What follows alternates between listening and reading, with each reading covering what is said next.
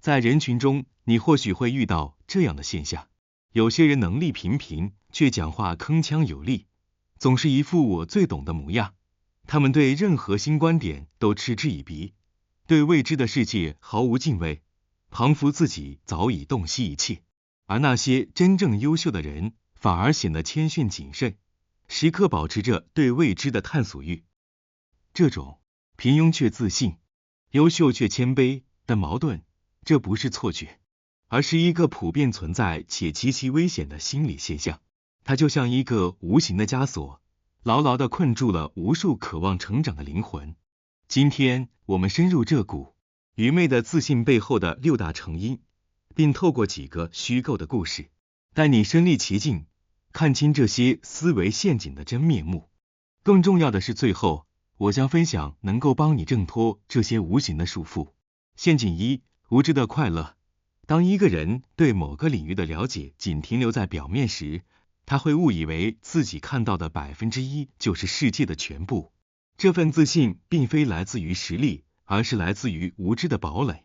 就像有些第一次学游泳的小孩，能在水里憋个10秒，划个几下，就觉得自己无敌了，甚至还笑别人动作笨拙。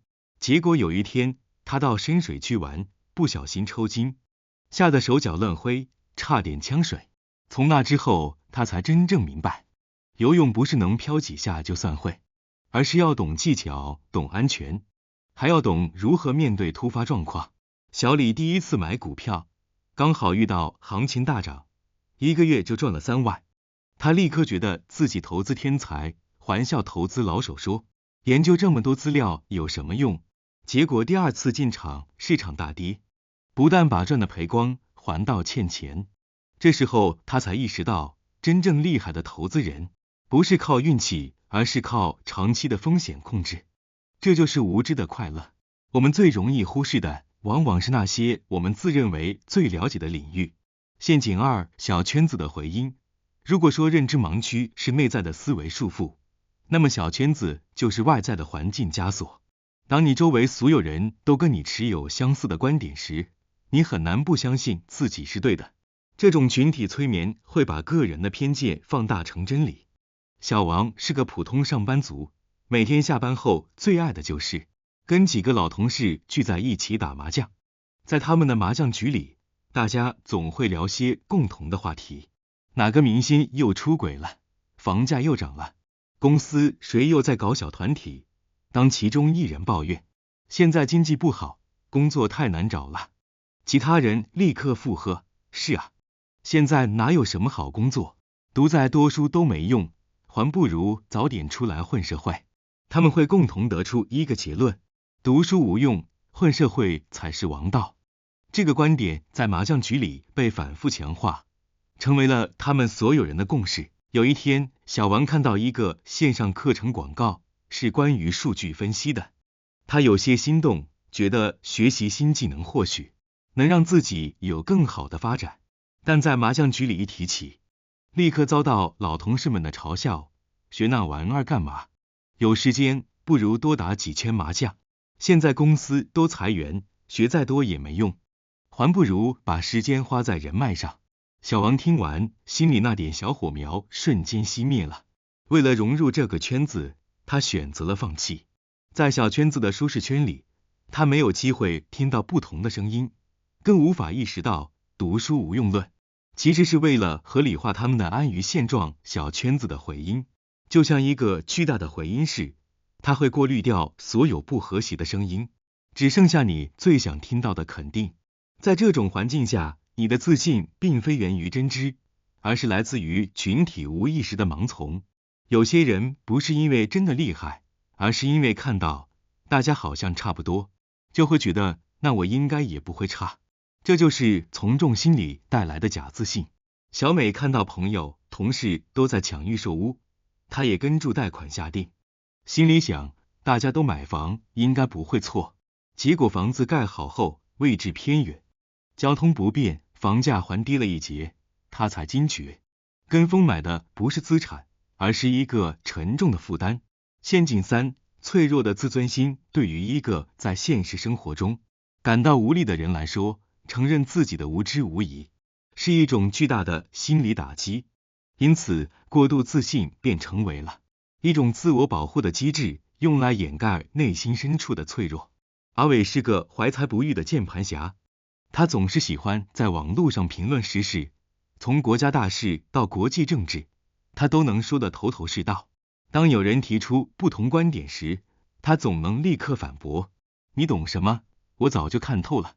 现实中的阿伟，工作不顺利，收入平平，人际关系也搞得一团糟。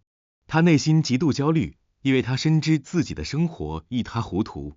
但如果让他承认，我之所以不成功，是因为我能力不足，眼界太窄，那将是一种毁灭性的打击。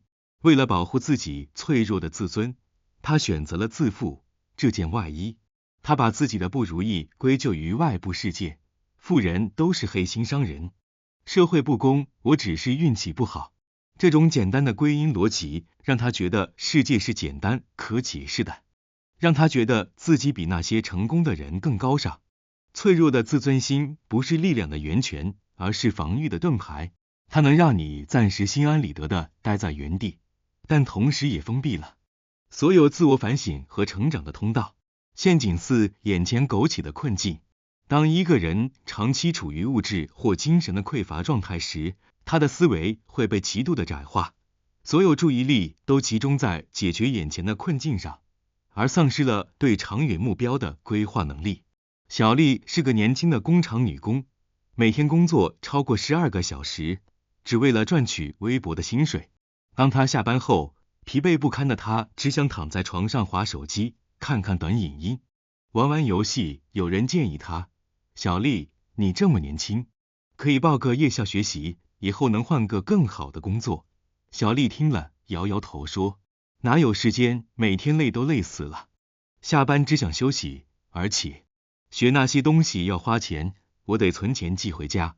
小丽的大脑被钱和疲惫这2个念头牢牢的俘获了，她的认知资源被完全投入到应对眼前的生存压力中去。她不是不渴望改变，而是她的思维已经被困在了匮乏的隧道里，她看不到隧道尽头的光明，也无法想象自己除了工厂女工之外，还有其他可能性。眼前苟且的困境实际上是一种认知投降，他告诉自己，我的人生就是如此，别再想那些遥远的事情了，活在当下最重要。这看似是一种务实，实则是一种对未来的彻底放弃。陷阱5：过时的经验。当一个人因为一次偶然的成功而将其视为真理时，他就陷入了幸存者偏见的陷阱。他只看到了那些成功的少数人，却忽略了背后更庞大的失败群体。老张在10多年前靠着一次大胆的投机，在房地产市场上赚了一大笔钱。他常对晚辈说，现在的人都太老实了，做生意就是要胆子大，敢赌。当年我就是敢借钱，敢投入，才有了今天。老张坚信自己赚钱的秘诀是胆量。当他的儿子想创业，做一个科技类的产品时，老张极力反对，搞那些虚头巴脑的东西干什么？科技哪有房地产实在？听我的，借钱去买房，稳赚不赔。老张只看到了自己这个幸存者的故事，却忘了在那个疯狂的年代里，有多少人因为投机失败而倾家荡产。他把时代的红利、运气的成分全部归功于自己的能力。他无法理解时代变了，过去成功的路径已经行不通了。过时的经验就像一张过期的藏宝图，它曾经有效，但在新的世界里只会把你引向深渊。陷阱6：关系万能的幻觉。在许多底层生态中，衡量一个人的价值标准是极其单一且实用主义的。他们不看一个人的学识、思想深度，只看他能不能搞定事，有没有用。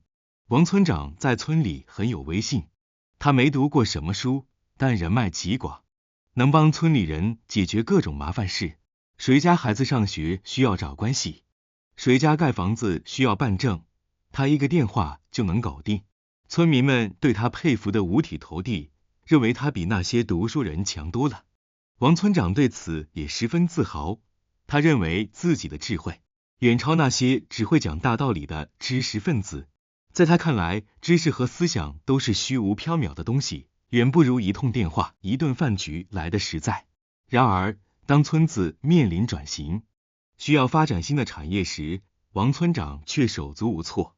他过去的那套关系学，在复杂的商业世界里根本行不通。他不懂市场规律，不懂管理，不懂创新，他的能力在新的游戏规则下变得一文不值。关系万能的幻觉是一种将搞定式等同于有智慧的思维，它会让你忽视了真正创造价值的长期能力，最终在时代的洪流中被无情淘汰。如何打破这些陷阱？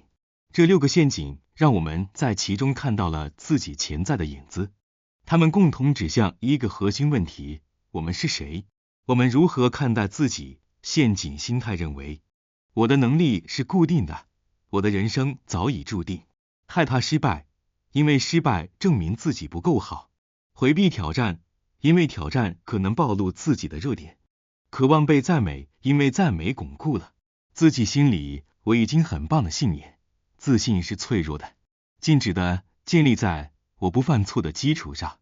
成型心态认为，我的能力是可塑的，我的人生充满无限可能，欢迎失败，因为失败是学习的最佳机会；拥抱挑战，因为挑战能帮助自我成长；寻求反馈和批评，因为这些是进步的催化剂。